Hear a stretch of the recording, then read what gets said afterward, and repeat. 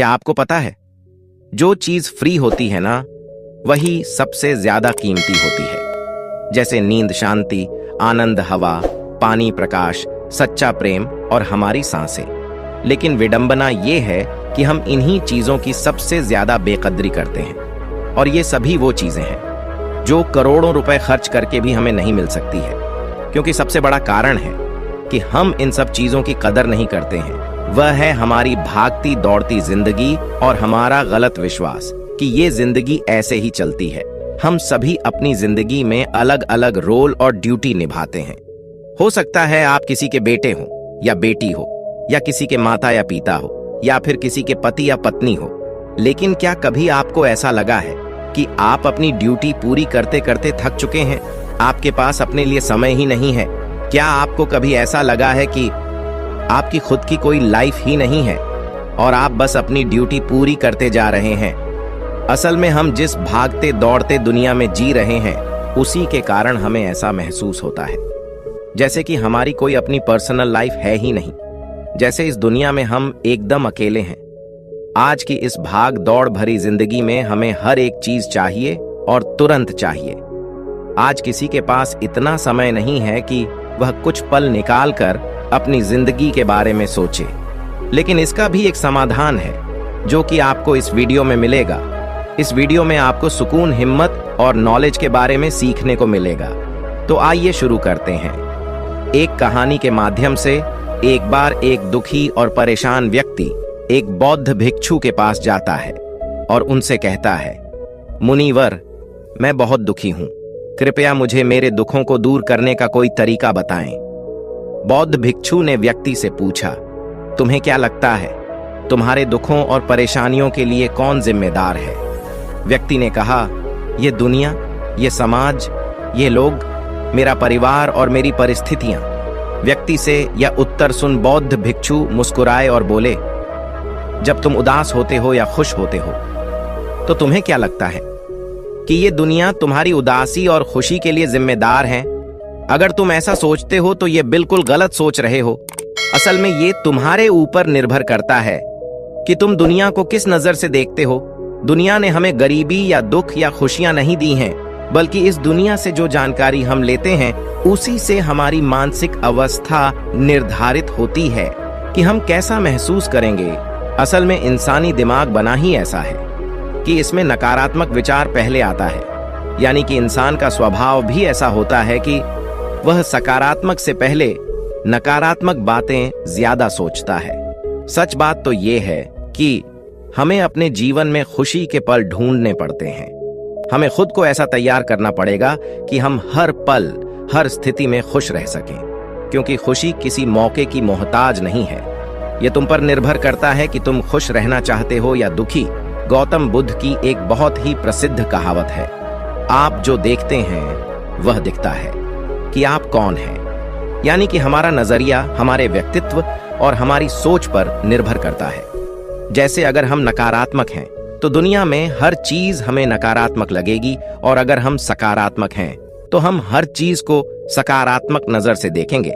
जैसे कि बुद्ध की नजरों में हर इंसान ही बुद्ध स्वरूप था।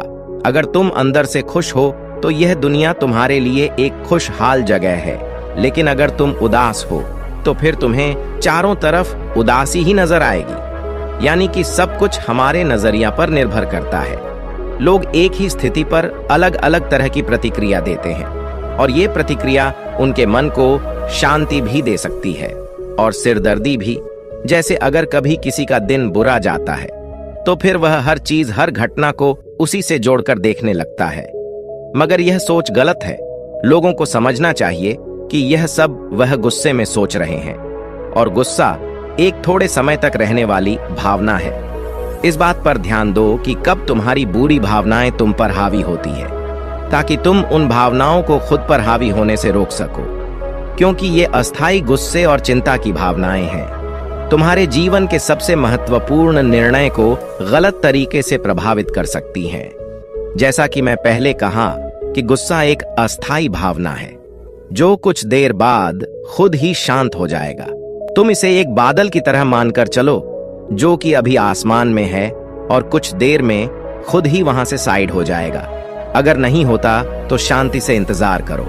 इस समय तुम खुद को शांत करने के लिए कुछ अभ्यास भी कर सकते हो, जैसे अपनी सांसों पर ध्यान लगाओ या फिर खुद को एकदम शांत और ढीला छोड़ दो। उस व्यक्ति ने बौद्ध भिक्षु से अगला प्रश्न किया कि गुस्से, नफरत और जलन जैसी नकारात्मक भावनाओं से कैसे निपटा जाए, क्योंकि यह भावनाएं अक्सर हमें काफी थका देती हैं। बौद्ध भिक्षु ने कहा, जागरूकता।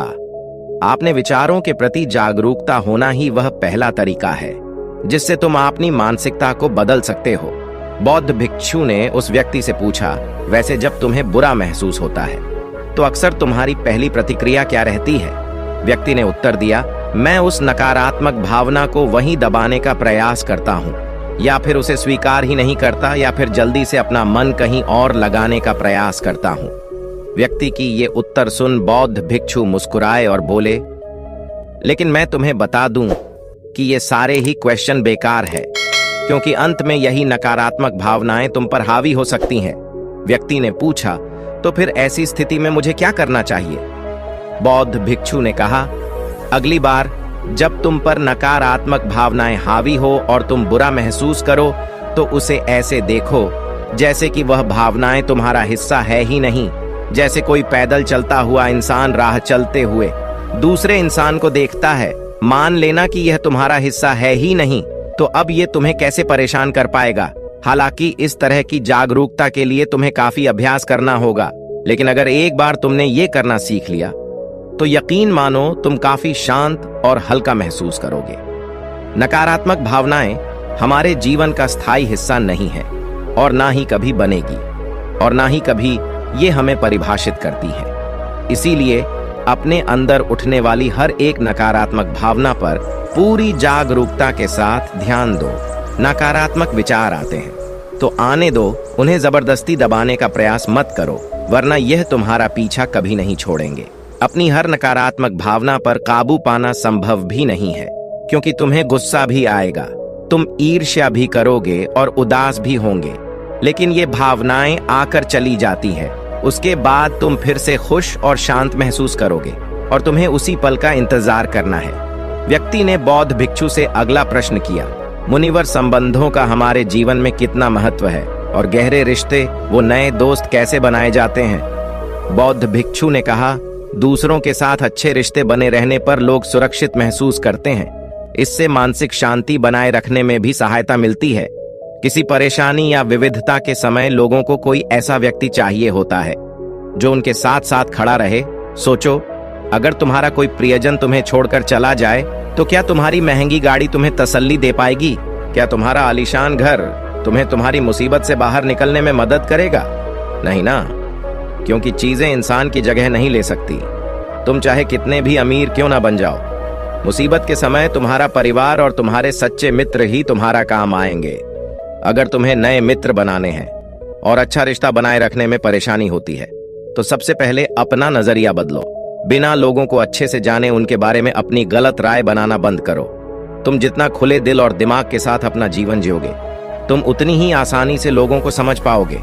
ज्यादातर समय तो ऐसा होता है कि हम किसी को ठीक से जाने बिना ही उसके बारे में एक राय बना लेते हैं। हम पहले से ही ये मानकर चलते हैं कि वह इंसान ऐसा होगा या वैसा होगा, इसलिए दूसरों के बारे में जानने और समझने के लिए थोड़ा समय लो।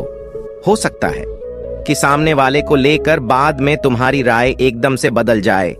इसलिए एक बात याद रखो, सच्चे दोस्ती तभी होगी जब तुम सच्चे बनोगे। जब तुम खुले दिल से बात करोगे तभी सामने वाला भी अपने दिल की बात कहने की हिम्मत करेगा। याद रखो, ठंडा स्वभाव वाले व्यक्ति से हर कोई किनारा करने की कोशिश करता है। ये तो हो गई एक नए दोस्त बनाने की बात। लेकिन अगर तुम्हारे पहले से ही कोई दोस्त हैं, रिश्ते हैं और उनके साथ तुम्हारे रिश्ते टूटने की कगार पर है, तब तुम्हें क्या करना चाहिए? एक बात हमेशा याद रखो, एक अच्छा रिश्ता बनाए रखना ऐसा ही है जैसा ठंड रातों में आग के पास बैठना।